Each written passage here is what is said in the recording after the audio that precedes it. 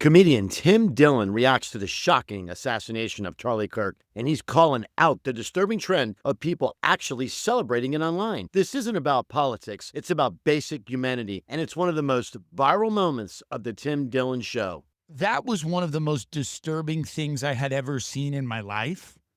Um, the man is a husband, a father. Even if he wasn't, he's a human being. He's sitting there, he's engaging in conversations with people, and he was brutally murdered in front of his wife and children.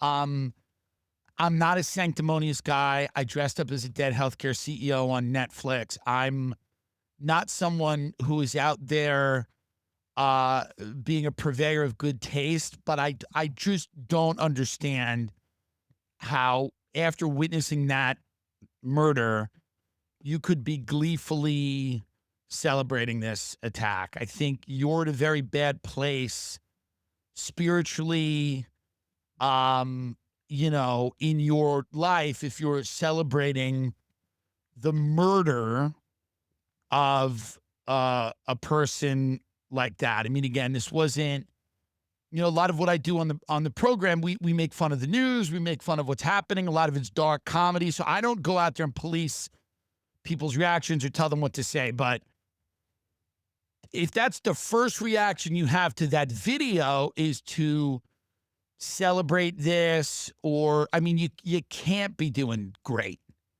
You can't be doing great. If if you're celebrating the murder of this man, I don't think you're at a good place in your life. And, like I said, I saw the video. I watched it one time. I would not rewatch it. I found it to be, I didn't know what I was watching. I was on a plane to Austin, with Louis actually, and he was doing shows down there. And I saw this video and I was like, it was maybe the worst thing I have ever seen. When I picked up my phone, it was unbelievable.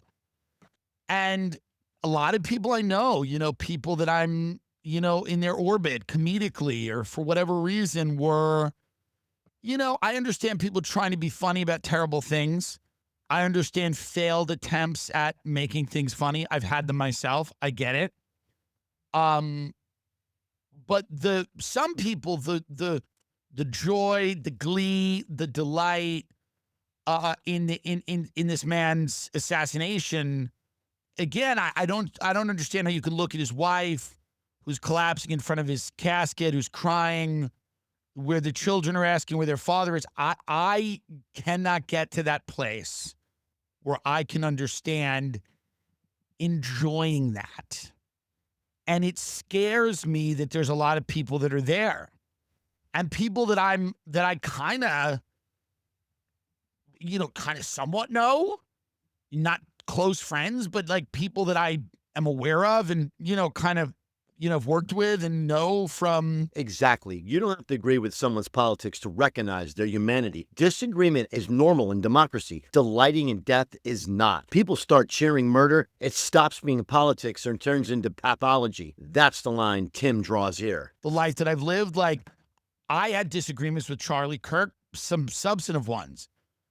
I have disagreements with most people. You do not have to agree with someone to not enjoy their murder. This is something that should be obvious.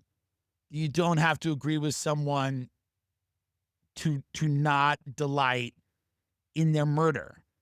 This guy's life was ended. His family was shattered. It's inhumane. And I understand that this is what's going to happen inevitably to people as the country drifts into this kind of schizophrenic fever dream where nothing is real and people are, living online and they're radicalized and everyone's an enemy and everybody's dehumanizing them. And everybody feels for whatever reason that this type of thing is justified. And it's a terrible omen for the future of America if people think that a guy who's willing to sit at a campus and engage in debate with students should be assassinated. I can't understand that. That's not something that I'm open to understanding. I think it's a pathology. I don't think it's a political point of view when someone's head is blown off in front of their children, and for someone to say, "Oh, good." It's not a political point of view. That's kind of a deeply destructive have pathology.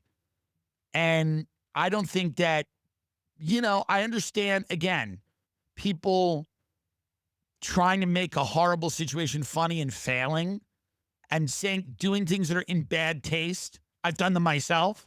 I get it. That's not really what I'm talking about here.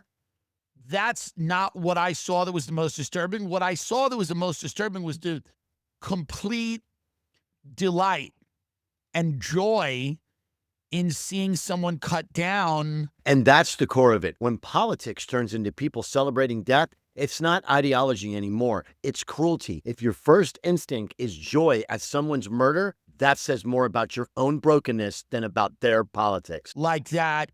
I don't agree with a lot of the people that run the state that I'm sitting in right now. It's California. I feel they've been incredibly destructive to my living in the sense that, like, I think they've ruined large swaths of the most beautiful state in the union. I think their policies have driven business out of the state. They've increased crime, and I agree with their policies on some things, right? Like I'm pro-choice, I'm pro-gay marriage, I'm pro, on a lot of the social issues, I have kind of a libertarian view. So, like, states like New York and California, I'll agree with them on certain things, and then on other things, I don't agree with them, right? I don't agree with, like, like pick a gender day in preschool or whatever's happening. Like, obviously, there's things that I don't agree with at all, and I would never want any of the people. At the end of the day, you don't have to agree with Charlie Kirk's politics or anyone's to know that celebrating a murder is a moral death end. Debate the issues, argue the policies, but don't lose your humanity. If we go down the road of cheering death, there's nothing left worth winning. Thanks for watching. Drop your thoughts in the comments, and I will see you in the next one.